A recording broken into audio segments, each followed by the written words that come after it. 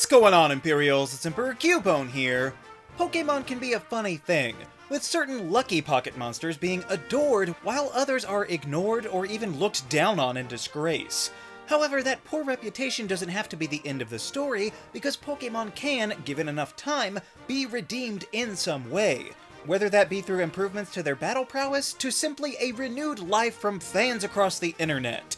And I will be striving to really focus on the Pokémon that needed revitalization, not simply the good ones that have only gotten even better. So, here are the top 6 successfully redeemed Pokémon. Number 6. Lilligant. By far the newest Pokémon on this list, because the closer we are to their release, the less time there has been to address any of their issues. Now, Lilligant may not have been the worst possible grass type from Unova. I mean, it's no Maractus, right guys? However, the flowering Pokémon never really had it as good as its counterpart. Not only did Whimsicott get the prankster ability to show off even better, but it later received the fairy type as well, effectively leaving Lilligant behind, and all but ensuring that you'll use your Sunstone on Cottony instead. That's not to say that Lilligant was totally useless, but it never had the same priority that other Pokémon were gifted. That is, until they seemingly recognized their mistake and returned to the drawing board with Pokémon Legends Arceus. This game brought in several new evolutions and forms, and Lilligant was one of the most welcome, providing a break from the old stubby design, becoming a sleek and powerful dancer, yet not losing any of its femininity in the process. It also uses its powerful legs as a gateway to the fighting type, helping to set it apart from the other monotonous pure grass types, including its past self. It didn't hurt that it was also one of the few noble Pokémon in the game, showcasing its new attitude and capabilities, letting this once fragile flower stretch its legs and step into its own as a respectable Pokémon, redeeming it from its once overlooked and boring status. Number 5. Ursaring. This one might sound strange because Ursaring was never that bad, especially as Johto Pokémon go. Unfortunately, it was just another victim of getting lost in the crowd over the decades. Ursaring is quite strong, especially in Gen 2 with a 130 attack, but when it's found so late in the region, and so rarely to boot, who's going to be able to try it? Also, it's not like they gave it any publicity since the normal-type gym opted for a one-off cow instead. Would it really be so hard for Whitney to use a Teddiursa on her team instead of a Clefairy? Not even your rival bothered to try one against you, so I'm sure there are some people out there who managed to get through Johto without even knowing these bears were around. And then all the subsequent bears weren't that much stronger, having comparable stats, but they somehow seemed to pop more. Maybe from the specific origins as pandas or polar bears, or just an ignorantly destructive demeanor is enough to have these bears stick in the minds of fans, while Ursaring just gets labeled the boring pure normal one from a long time ago. Well, Legends Arceus fixed this as well, not only by allowing Teddiursa much earlier than usual, but providing a new evolution into Ursaluna. Adding the ground type is always a plus, and it actually brought attention back to this underserved living constellation by making it a ride Pokémon that locates goodies. It barely gets any slower, but gains plenty of attack power and even HP. Now, it does have a needlessly convoluted evolution method, which they must have felt bad about, because in the Teal Mask, they drew from this well again and gave Ursaluna a Blood Moon form. This created a static encounter that you're sure to get, but this time the Pokémon looks like a Five Nights at Freddy's version of itself. So I think this is quite a long wait, but they finally put some respect behind Ursaring, making it a decent Pokémon line with actual options now in being useful. Number 4. Omanyte. It may just be me, but it seems like the Kabuto line and the Dome Fossil have always been the more favored relic to come from the first generation. It was just so much cooler with its Scyther blades for hands, and you know, the fact that it actually changes when evolving and didn't simply grow spikes. Also, it is worth noting their opposite attacking focus, with Omastar being special and Kabutops being physical. Mind you, this was before the Gen 4 move split, so Kabutops having next to no water attacks wasn't really that bad because water was a special type anyway. However, Omastar using mostly rock and normal attacks which are physical does leave a lot to be desired. Well, fear not, because the internet is a strange place, allowing things to take on a life of their own, and luckily this was the case for Omanyte. We all know Twitch plays Pokémon and how thousands of fans successfully beat the game while all giving simultaneous inputs. Well, over the course of the random happenings on screen, people started creating lore of players consulting their Helix fossil all the time, jokingly calling it Lord Helix. And once it was revived, it went on the team to the champion, and the rest is history. Even fairly casual players seem to have some recollection that there's some sort of myth surrounding Ammonite, and people to this day still refer to it as a sort of Pokemon deity on the level of Arceus or something. So the internet can be a mistake sometimes, but when out of nowhere it can elevate a Pokemon to godhood, especially one that was just kind of there before, it offers a pretty scarce but surefire method of attaining some much needed redemption. Number 3. Roselia. Hoenn has its share of single stages, however one of the most forgettable was definitely Roselia. It was just a dull grass poison type with nothing special about it. But we didn't have to wait all that long for things to change, because just one generation later we saw it get the royal treatment like no other Pokemon has before or since, by getting both a pre-evolution and a regular evolution.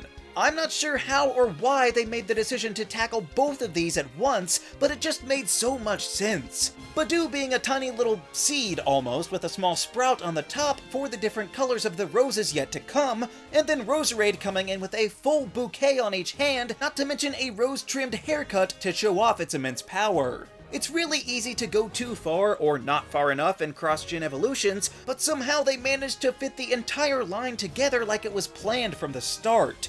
Roselia doesn't seem one bit out of place with its relatives, and you would never know that they started all on their own. The line has been fairly consistent in the games ever since too, making it legitimately jarring when heading back to Gen 3 when it's just a loner and can't really do anything. And this family actually works very well in the games too, because Bidoof can usually be caught right at the start, which if done right can lead to a friendship evolution with Roselia having superior stats to other early options. And then even with a shiny stone, Roserade is a surprisingly useful addition to most any team, easily taking you to the champion and beyond.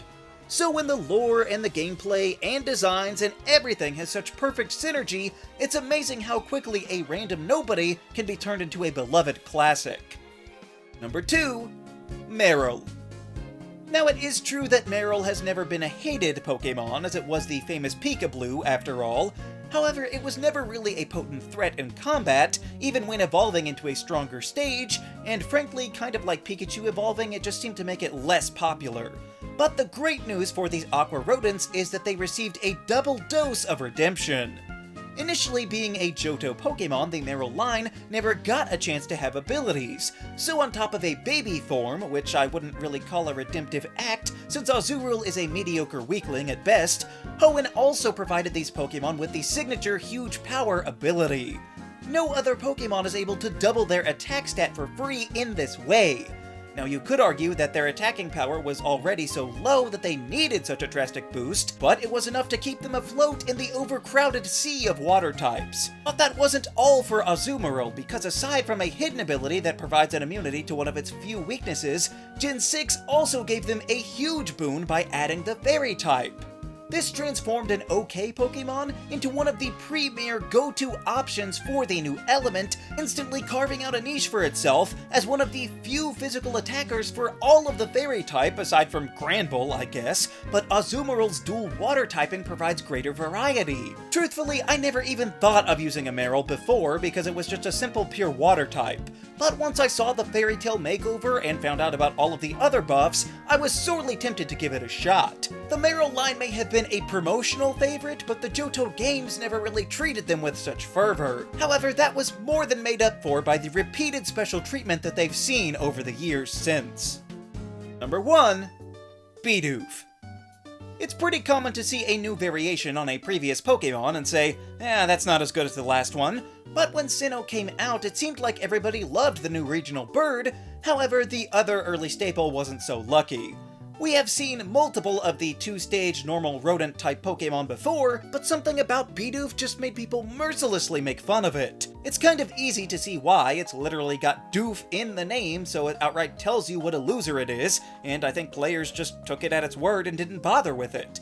which is actually a bit of a shame because it evolves into a decent option in the early game, with Bibarel turning into a water type for anyone dumb enough not to choose a Piplup. But then again, if anyone does keep it around, it's most likely going to get kept as an HM Mule just for travel, so it never really seemed to get any respect of its own accord. Now, defenders of this line may have come about relatively early on, but it wasn't until random jokers on the internet started trolling with this Pokémon that it started to gain any notoriety. It was so ridiculous to put a Bidoof front and center for anything that everybody got the joke just by looking at it.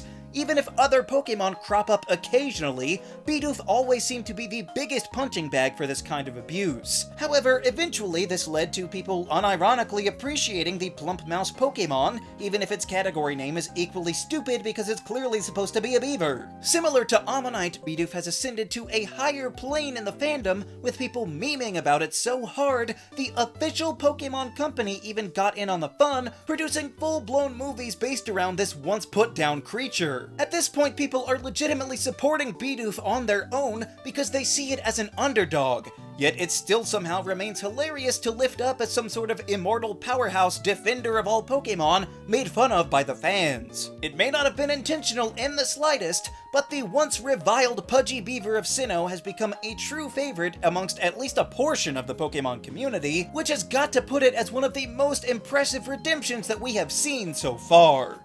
Which Pokémon redemptions do you find the most striking? Which ones still need to be redeemed? Let me know down in the comments. Also be sure to leave a like, share this video, and subscribe so that you too can become an Imperial today. And until next time, stay grounded.